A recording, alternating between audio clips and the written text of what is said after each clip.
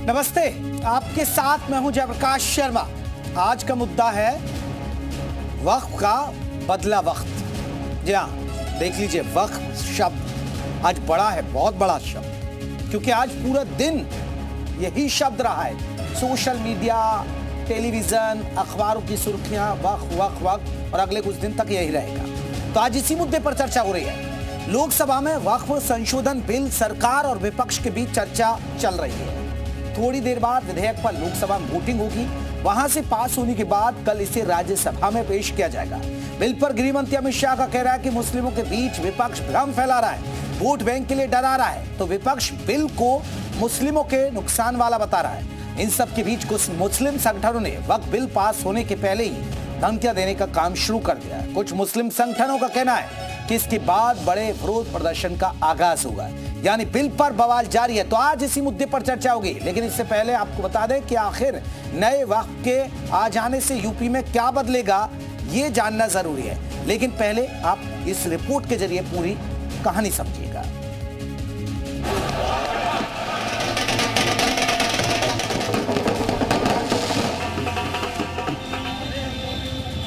अगर यूपीए का सरकार कंटिन्यू रहता तो क्या क्या बिल्डिंग को डी नोटिफाई किया जाना था। 123 प्रॉपर्टी को तो डी नोटिफाई किया। संशोधन चाहिए सर, मैं नहीं कहता कि हम संशोधन के विपक्ष में नहीं, लेकिन संशोधन इस प्रकार का हो जिससे बिल का रूपायन, जिससे बिल और ताकतवर बने। और इन्होंने ऐसे संशोधन लाए हैं जिससे बिल से इस देश में और यहां पे समस्या बढ़ेगी। धारा 370 की समाप्ति का यही बिल आया था ना सर। माननीय गृह मंत्री बैठे हैं ना, हिम्मत दिखाई थी ना, सब लोग एक थे ना। देश टूट जाएगा, देश में आग लग जाएगी। स्वर वही है, सुर वही है, तलखी वही है। चाहे संशोधन लाओ वक्फ में, चाहे लाओ 370 में। तो हम ये भी कहना चाहते हैं कि अब ये नहीं चलेगा। ये वक्फ बिल जो लेकर के आए, कोई उम्मीद लेकर के नहीं आ रहा है। ये सोची समझी रणनीति का हिस्सा है, क्योंकि इनका जो बोर्ड बिखर गया है, ये मुस्लिम में भी बंटवारा चाहते हैं। Type of legislation bulldozing is not happening in this house, sir. Sir, members have to go. Why that, sir? You need to give time for amendment, sir. Sir, there are several provisions to be given amendment. There is no time at all. संसद का कानून है, सबको स्वीकार करना पड़ेगा। स्वीकार नहीं करेंगे मतलब क्या है? कैसे बोल सकते हैं कोई हम कानून को स्वीकार नहीं करेंगे? एक कानून भारत सरकार का है, हर एक पर बंधन करता होगा और इसको स्वीकार करना पड़ेगा। कहीं से मुसलमान विरोधी नहीं है। क्या है वक्फ? वक्फ कोई मुस्लिम संस्था है क्या? वक्फ एक तरह का ट्रस्ट है, जो ट्रस्ट मुसलमानों के हक में काम करने के लिए बनाया जाता है। मुस्लिम कोई धार्मिक संस्था नहीं है वक्फ। अब आपने रास्ता खोल दिया वक्फ प्रॉपर्टीज के ऊपर मुकदमों के लिए। जो वक्फ प्रॉपर्टी पर कब्जा बैठ करे हुए लोग हैं, अब वो कब्जा धारक जाकर के एडवर्स पोजेशन का दावा कर सकता है और मालिकाना हक हासिल करने की बात कर सकता है। तो वक्फ तरमीमी बिल पेश किया गया है, ये न सिर्फ हमारे बुनियादी हुकूक की खिलाफ वर्जी है, बल्कि राइट टू इक्वलिटी के भी साफ खिलाफ है। इसको सदर मोहतरम मुल्क की दूसरी मेजोरिटी कभी कबूल नहीं करेगी। चाहे 1964 की बात हो, 69 की बात हो, उसके बाद एक के बाद दूसरे संशोधन आए। 95 से लेकर 2013 तक इन्होंने इस कानून को इतना ऐसा बना दिया कि इसको चुनौती देने तक का भी हक कहीं नजर नहीं आता था। ना कोई ऑडिट, ना कोई निरीक्षण, बस भूमि अधिग्रहण की बात। शहर दर शहर, गली दर गली इस पर एक तरह से कब्जे के बाद दूसरा कब्जा करने का काम किया गया।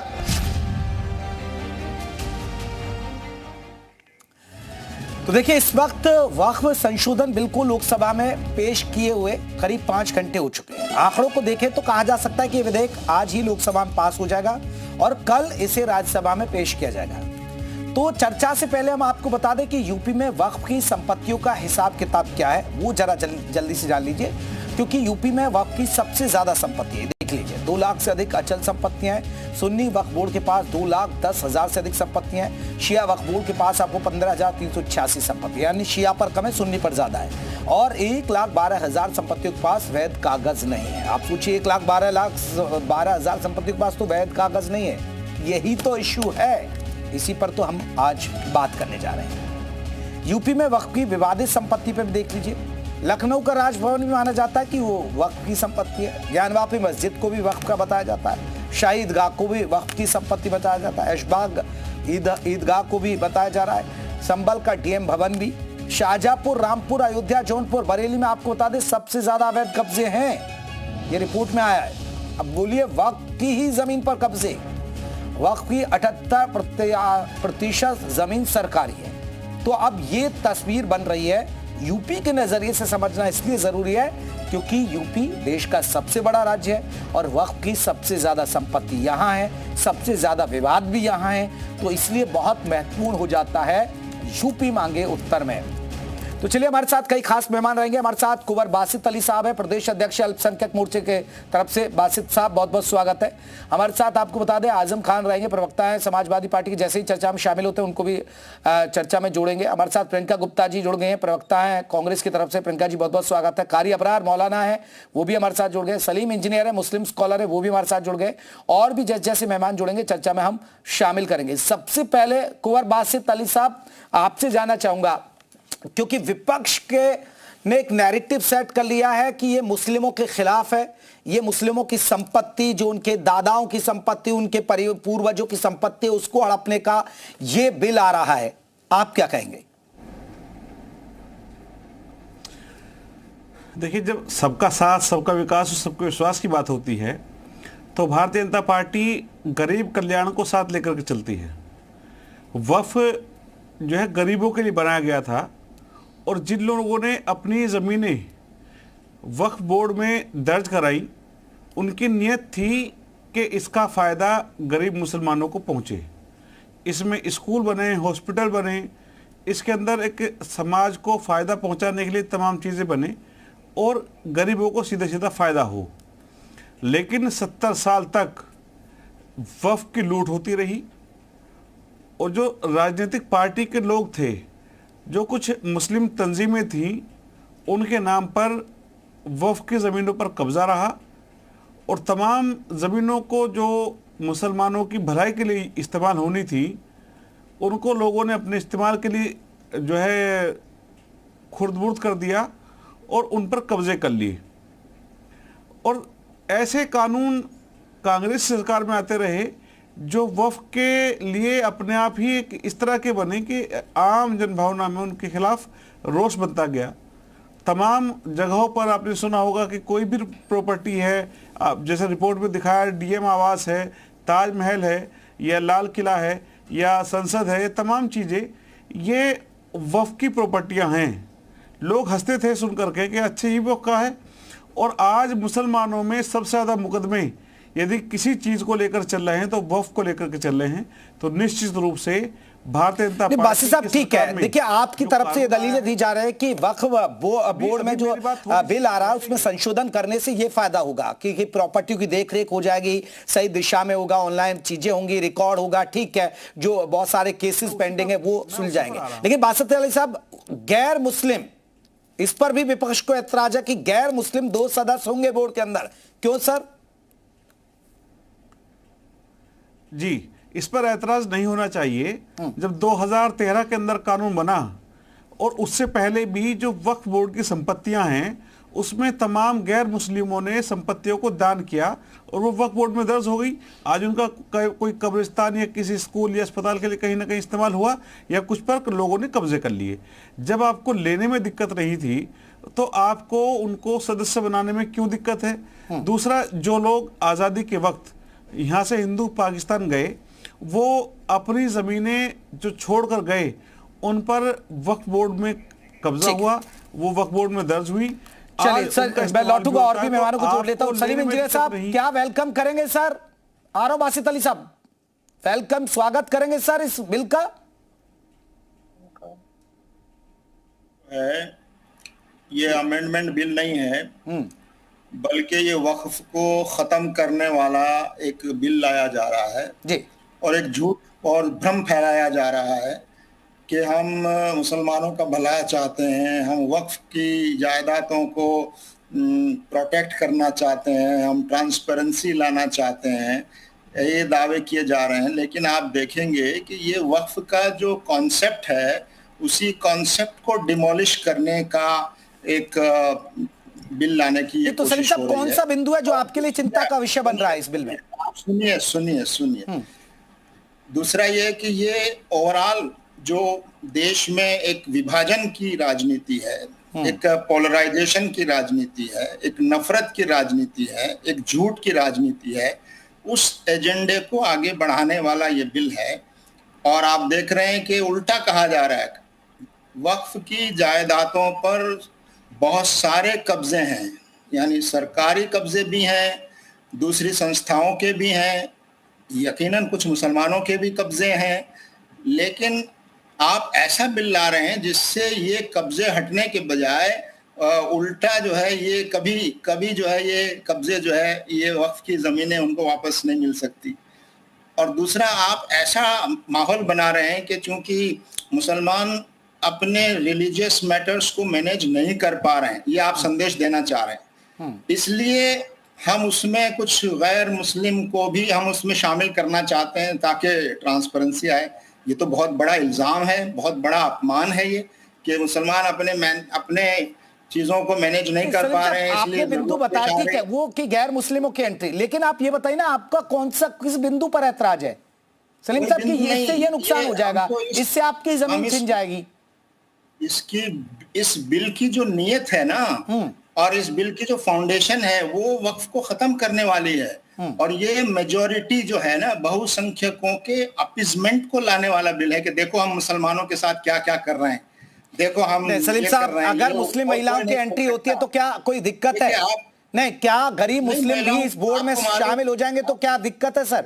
ये तो अच्छी बात है। आपको मालूम नहीं है, आप सूचना पूरी नहीं है। मुस्लिम महिलाओं की एंट्री 2013 के अमेंडमेंट से मौजूद है, इसमें जानकारी के साथ बोला कीजिए आप। नहीं बताइए ना, मेरी जानकारी दुरुस्त करिए, लाखों लोग सुन रहे हैं आपको, करोड़ों लोग। वही बता रहा हूं मैं, मुस्लिम महिलाओं की रिप्रेजेंटेशन का प्रोविजन 2013 के जो अमेंडमेंट्स लाए गए हैं उसमें मौजूद है। तो है अभी है कहीं न फैलाइए। नहीं, मुस्लिम महिला है अभी? हाँ, पता कीजिए ना आप कहाँ हैं। तो आप बताइए ना, आप मुझे बताइए ना। नहीं है, प्रोविजन है ना, मौजूद है। प्रोविजन है तो कहाँ है ये बताइए ना, किस बोर्ड में बैठी है मुस्लिम महिला? प्रोविजन है तो उसको होना भी चाहिए। जब आपको ही नहीं पता सर, आप मुस्लिम हैं, आप वक्फ बोर्ड की कर रहे हैं, तो मुझे कहाँ से मालूम होगा? ये तो आप बताइए ना कहाँ है महिलाएं। मैं लौटा जल्दी से एक रिएक्शन कारी अबरार मौलाना साहब। देखिए, सलीम इंजीनियर साहब कह रहे हैं कि ये बिल खराब है, ये कहीं ना कहीं जमीन लूटने के लिए है, जमीन इससे और चली जाएंगी मुस्लिमों की। बिस्मिल्लाहिर्रहमानिर्रहीम। सलीम साहब, आ रहा हूं मैं लौट के। देखिए, ये बात स्पष्ट है कि वक्फ बिल का विरोध सिर्फ और सिर्फ वो मुसलमान कर रहे हैं जो खुद वक्फ बोर्ड की संपत्ति पर कब्जा किए बैठे हैं, और विपक्ष वक्फ बिल का विरोध नहीं कर रहा है। विपक्ष विरोध कर रहा है मुसलमानों की तरक्की का, विपक्ष का विरोध कर रहा है मुस्लिम समाज के वेलफेयर का। विपक्ष नहीं चाहता कि मुसलमानों की तरक्की हो। यदि विपक्ष मुसलमानों की तरक्की चाहता तो पूरी दुनिया में, जैसा कि आज माननीय मंत्री जी ने कहा है सदन में, कि पूरी दुनिया में सबसे बड़ी संपत्ति वक्फ बोर्ड के पास भारत के अंदर है, तो क्यों नहीं 60 सालों में कांग्रेस सरकार ने, विपक्ष ने मुसलमानों की तरक्की में कोई योगदान नहीं दिया? तो ये सारी चीजें सिर्फ और सिर्फ वो लोग कर रहे हैं जो जिन लोगों ने सिर्फ मुसलमानों को इस्तेमाल किया है। अल्हम्दुलिल्लाह, पढ़ा लिखा मुसलमान मोदी सरकार के साथ है, और मोदी सरकार के न सिर्फ साथ है बल्कि शुक्रिया भी अदा कर रहा है। मैंने 100 पन्नों की पूरी किताब लिखी है, वक्फ बिल मुसलमानों का मुस्तकबिल, और जेपीसी में जाकर के स्वयं अपना पक्ष रखा। और मैं सवाल करना चाहता हूं उन मुसलमानों से जो वक्फ बिल का विरोध कर रहे हैं, और जेपीसी के तमाम मेंबरों से, मैंने तब भी किया था, अब भी कर रहा हूं, विपक्ष के लोगों से भी कर रहा हूं, कि क्या वक्फ बोर्ड का ढांचा खुद मुसलमानों के किसी काम का है जो अभी वक्फ बोर्ड का ढांचा है? क्या वक्फ बोर्ड ने आज तक समाज के वेलफेयर के लिए कोई काम किया? क्या वक्फ बोर्ड ने किसी मुस्लिम गरीब बच्ची की शादी कराई? क्या किसी बच्चे को तालीमी फीस? सलीम जी जल्दी से एक रिएक्शन, सलीम इंजीनियर एक रिएक्शन, फिर मैं प्रियंका गुप्ता जी से जल्दी से रिएक्शन लूंगा। एक जल्दी से बता दीजिए। तो वही भाषा है जो अमित शाह जी बोल रहे हैं पार्लियामेंट में, ये तो वही भाषा है जो हमारे सत्ता पक्ष के बीजेपी के लोग बोल रहे हैं। तो ये तो जाहिर है इनकी मजबूरी है, यही बोलेंगे। और ये जो कहना कि सिर्फ पढ़े लिखे मुसलमान जो हैं वो बिल के साथ हैं, हाँ कुछ सरकारी मुसलमान हैं, हाँ कुछ चापलूस मुसलमान हैं, हाँ कुछ बीजेपी और आरएसएस के एजेंडे पर चलने वाले मुसलमान हैं जो इस बिल का समर्थन कर रहे हैं। तो मैं चापलूस हूँ। अगर हक बात बोलना चापलूसी है तो मैं चापलूस हूँ, मुझे स्वीकार है। आपकी पॉलिसी है, चापलूसी के बगैर आपको कुछ नहीं मिल सकता ना। हाँ, अगर हक बात बोलना, अगर राष्ट्र के साथ खड़ा होना, अपने समाज की तरक्की के साथ खड़ा होना, अपने समाज के वेलफेयर के साथ खड़ा होना अगर चापलूसी है तो मैं चलिए मैं लौट रहा हूं। प्रियंका गुप्ता जी, आप मुस्लिमों की तरक्की में रोड़ा है, मैं नहीं कह रहा हूं, कारी अबरार जी कह रहे हैं। ये तो नया नैरेटिव स्टार्ट हुआ है। पहले तो कह रहे थे कि ये जो कांग्रेस है ये सब कुछ मुसलमानों को ही दे दे, तो अब मौलाना साहब कह रहे कह तो रहे आप, ये बीजेपी ने एक नया नैरेटिव स्टार्ट किया है कि भैया हमने कुछ नहीं किया। अरे आप तो ये बताइए कि ये तो उसी तरीके से जुमला चल रहा है, ये भोले भाले जो मुसलमान हैं हिंदुस्तान के, वो इस जुमले में फंसे हुए हैं कि 15 लाख जो है ना आएंगे और सबके अकाउंट में चले आएंगे। तो वही 15 लाख ढूंढ रहे हैं। वैसे ही ये जो मुस्लिम है यहाँ पर बैठे हुए हैं, ये जो बड़ी बड़ी बातें कर रहे हैं कि मोदी जी ने बहुत बहुत धन्यवाद, ये भी उसी तरीके से ये वक्फ की जमीनों को इंतजार कर रहे हैं कि कैसे गरीब मुसलमानों के जो है अकाउंट्स में वो आ जाएंगी। तो खैर ये तो एक जुमला है जो नया मतलब नहीं है, पुराना ही है। ये तो बीजेपी की आदत है।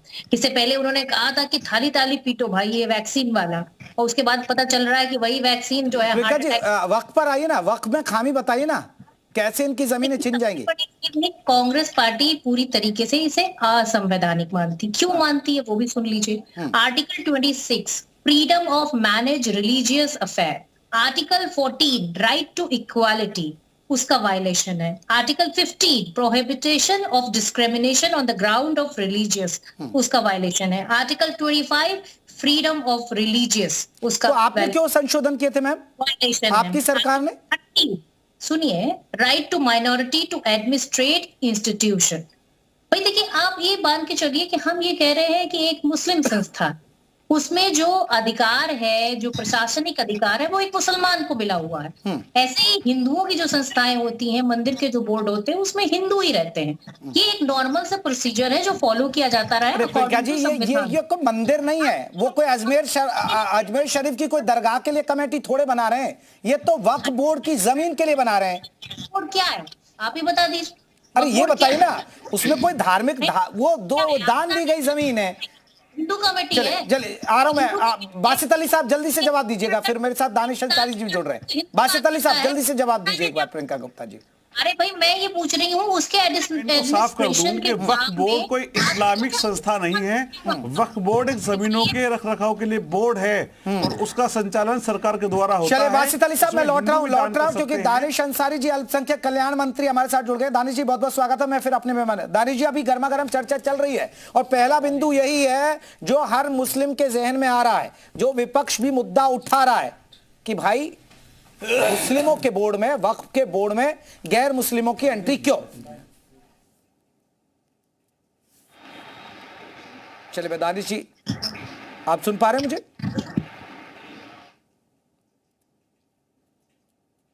लगता है दानिश जी तक आवाज नहीं पहुंच पा रही है, फिर मैं लौटूंगा।